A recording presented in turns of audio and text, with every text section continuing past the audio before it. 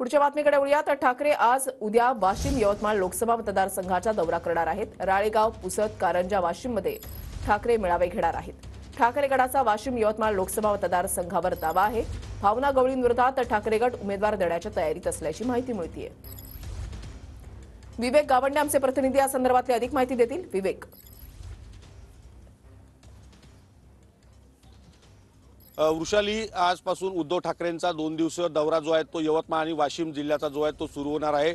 सगळ्यात पहिले जर पाहिलं तर यवतमाळ जिल्ह्यातील राळेगाव या ठिकाणी उद्धव ठाकरेंचा जनसंवाद मेळावा जो आहे तो या संपूर्ण ठिकाणी होणार आहे। यवतमाळ वाशिम लोकसभा मतदारसंघावर उद्धव ठाकरे गटाचा दावा आहे आणि या ठिकाणी संभाव्य उमेदवार म्हणून संजय देशमुख जे आहेत त्यांचं नाव जे आहे ते निश्चित असल्याचं मानलं जातं आणि त्या दृष्टीनं या सभा ज्या आहेत ते आता यवतमाळ जिल्ह्यामध्ये घेतल्या जात आहेत।